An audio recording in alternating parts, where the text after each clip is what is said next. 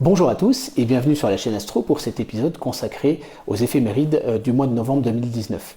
J'ai le plaisir également de vous accueillir dans cette coupole Grand Queyras de l'observatoire du Pic de Château-Renard à Saint-Véran avec ce télescope Ritchey Chrétien de 500 mm de diamètre et 4 mètres de focale.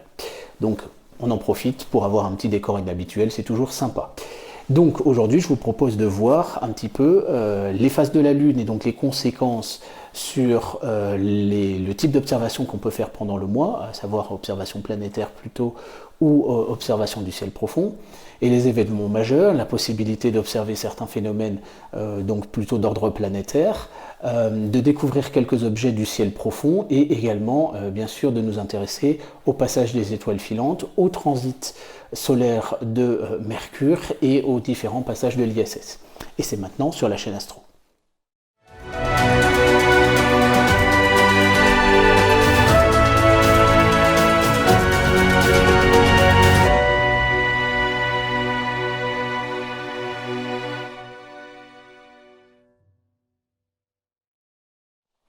Alors la première chose à repérer, donc avant de préparer nos observations, c'est de repérer bien sûr, vous commencez à avoir l'habitude, les phases de la Lune. Et vous retrouverez dans l'espace commentaire la photo donc, qui vous donnera le résumé de tout ce que nous sommes en train de voir. Donc la première chose à repérer, ce sont les phases de la Lune. Le premier quartier a lieu le 4 novembre. La pleine Lune a lieu le 12 novembre. Le dernier quartier aura lieu le 19. Et enfin, la nouvelle Lune aura lieu donc le 26 novembre. Donc ça va déterminer quoi? Ça va déterminer tout simplement que la présence de la Lune va être éblouissante pour les observations du ciel profond. Donc au début du mois, on va plutôt se concentrer sur les observations planétaires et dans la deuxième partie du mois, on va s'intéresser à l'observation du ciel profond. Vous pouvez de toute façon, c'est toujours intéressant de photographier la Lune, il n'y a pas de souci. Et donc j'espère que progressivement les différents épisodes de la chaîne vous y aideront. Vous avez une playlist donc sur la Lune qui vous donne des conseils intéressants. Donc je vous propose maintenant de voir ensemble un petit peu les différents phénomènes planétaires à observer pendant ce mois donc de novembre. Vous avez un rapprochement de la Lune avec Pluton le 2 novembre. Donc c'est l'opportunité, si vous voulez, de photographier Pluton. Vous avez un tutoriel sur la chaîne. Je le rappelle que c'est faisable avec un télescope de 150 mm de diamètre seulement. Vous avez des transits multiples sur Jupiter le 7 novembre. Bon, Jupiter est extrêmement basse, c'est la raison pour laquelle je ne vous poste plus, je ne vous poste pas cette fois-ci les différentes phases de Jupiter et de ses lunes, etc. et de la grande tache rouge. Vous avez deux astéroïdes donc, qui sont en opposition les 11 et 12 novembre. Vous avez Lunmila de magnitude 10,5 et Vesta de magnitude 6,5. Donc Vesta, elle peut être accessible facilement avec tous les télescopes amateurs. Bon, ce sera au moment de la pleine lune, donc à la limite, elle sera peut-être pas très très loin donc de la lune elle-même. Vous pouvez peut-être vous en aider. Et l'éblouissement de la lune ne devrait pas non plus être une gêne trop importante. Vous avez un rapprochement de Vénus et de Jupiter donc en fin de mois, à savoir le 24. Donc l'espace est de 1,4 degré, ça fait 3 fois le diamètre de la Lune, mais bon, ça peut être sympa. Une photo tout simplement avec un appareil photo numérique, hein, bien sûr. Vous avez l'opposition de 10 IJA, donc de magnitude 10,3, encore un astéroïde. Et donc surtout le 28, nous aurons un phénomène assez rare et très très intéressant à observer. Il s'agit de l'occultation de Jupiter par la Lune. Donc de 9h15 à 10h24, heure française métropolitaine. Alors vous allez me dire, c'est en pleine journée.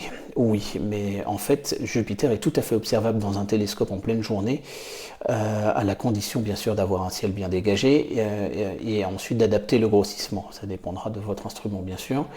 Donc la présence, la difficulté c'est de la trouver. Avec un GoTo c'est faisable bien sûr, avec des cercles de coordonnées également, mais sinon là la présence de la Lune vous y aidera. Donc à 10h24 Jupiter devra réapparaître et vous aurez l'opportunité de la voir. On a également une élongation ouest de Mercure de 19,9 degrés. C'est une opportunité, pourquoi pas, de chercher à l'observer. Alors maintenant, je vous propose de nous intéresser à l'observation du ciel profond. Vous pouvez découvrir le magnifique amas globulaire M22 qui sera juste à côté de la Lune, donc le 1er novembre. C'est un des plus beaux amas globulaires à mes yeux et voilà, c'est l'occasion de pouvoir le découvrir et le repérer. Vous avez la Lune qui est à proximité également de M35, Cette fois c'est le 15, donc là on aura dépassé la pleine lune. C'est un très très bel amas ouvert donc de la constellation des Gémeaux, mais celui-là bon, il n'est pas hyper difficile à trouver non plus. Vous avez un rapprochement entre Vénus et M8, hein, la nébuleuse de la Lagune. Donc cette fois c'est le 26 novembre. Ça risque d'être quand même assez bas sur l'horizon, mais voilà, ça fait partie, là c'est juste les rapprochements. Les objets du ciel profond que je peux vous conseiller pendant le mois de, pendant ce mois de novembre, en fait, nous sommes sur toutes les constellations finalement dites d'automne. Vous avez quand même quelques objets intéressants. Vous avez la galaxie d'Andromède sera très très haute dans le ciel, mais elle reste difficile à observer. Vous pouvez en tout début de nuit, bien évidemment, terminer avec le triangle d'été un petit peu, avec la lyre, avec le cygne.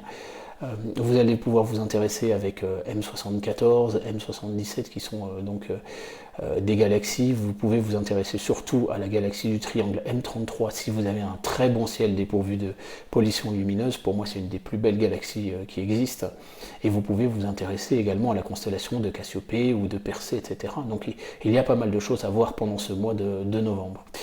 Donc là-dessus, vous pouvez vous rapporter à mon épisode par exemple sur le marathon de Messier, vous pourrez découvrir certains de ces objets ou utiliser tout simplement une application de carte du ciel.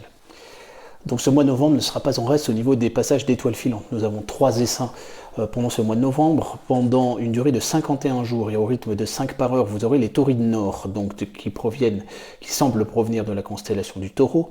C'est centré sur le 12 novembre. Mais donc comme la durée est de 51 jours, finalement elles sont visibles pendant tout le mois. Bien évidemment, 5 par heure, c'est très faible pour un essaim d'étoiles filantes. Vous avez les Léonides qui semblent provenir donc de la constellation du Lion pour une durée de 24 jours, dont le maximum sera le 18 novembre. Donc en fait finalement, toute la dernière quinzaine du mois de novembre qui est propice à l'observation du ciel profond, vous êtes sujet à pouvoir les voir. 15 par heure c'est déjà pas mal, mais attention, toutes ne sont pas forcément visibles à l'œil nu. Si vous en voyez, bon voilà, c'est une opportunité de pouvoir les observer, mais il ne faut pas non plus sortir dehors pendant 3 heures dans le froid par 0 degré pour essayer de les observer.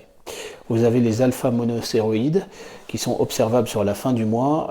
On n'a pas la fréquence précise et la durée est de simplement quelques jours. C'est un essaim qui est véritablement mineur finalement.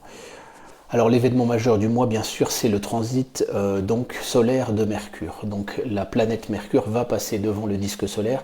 C'est un événement relativement rare. Le prochain transit de Mercure aura lieu en 2038. Donc il sera observable à partir de 15h22 heure française, et ce jusqu'au coucher du soleil. Le phénomène dure plus de 5 heures. Bien évidemment, il sera difficile de l'observer en raison de la faible hauteur au-dessus de l'horizon qui va troubler un peu les images, et deuxièmement, bien sûr, en raison de la météo. Donc sur la chaîne, je vais essayer de mettre en place un peu un multiplex pour essayer de vous commenter ce transit en associant le flux des différentes personnes. On est en train de travailler là-dessus, j'aime vous dire que c'est beaucoup de boulot, mais ça peut être intéressant.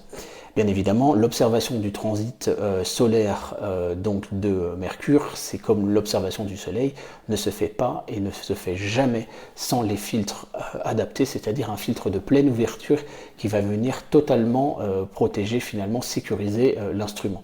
On n'utilise pas les petits filtres qui se mettaient sur les portes oculaires, car ceux-ci, donc c'était vendu dans les années 80, car ceux-ci peuvent risquer d'exploser et c'est déjà arrivé. Donc on en reparlera de toute façon d'ici là sur la chaîne, ne vous inquiétez pas. Dernier point de nos éphémérides, bien sûr, les passages donc, de la Station spatiale internationale. Sur toute la première phase donc, du mois, jusqu'au 13 novembre, donc ça c'est pour Paris hein, à peu près, donc l'ISS passe au-dessus de la France en fin de nuit. Donc elle sera visible au matin, par exemple, pour ceux qui se lèvent pour aller travailler. Jusqu'au 20 novembre, ensuite, l'ISS sera occultée par la Terre, en fait, pendant la nuit. Donc elle passera au-dessus de nous pendant la nuit, mais on ne pourra pas la voir. Enfin, sur la dernière partie du mois, l'ISS sera visible en début de soirée. Donc cette fois, vous pourrez reprendre les différents tutoriels que vous retrouverez dans la playlist La Station spatiale internationale et pour pouvoir la photographier à nouveau. Voilà, donc je vous remercie de votre attention. J'espère que ces éphémérides vous permettront de faire des meilleures observations et de profiter encore plus du ciel que nous avons au-dessus de nos têtes. N'hésitez pas à faire connaître cet épisode autour de vous, ça pourrait intéresser quelques personnes également. Je vous dis à très bientôt sur la chaîne Astro. En tout cas, je vous remercie d'être toujours et toujours plus nombreux. Et je vous dis donc à très bientôt sur la chaîne Astro. Merci, au revoir.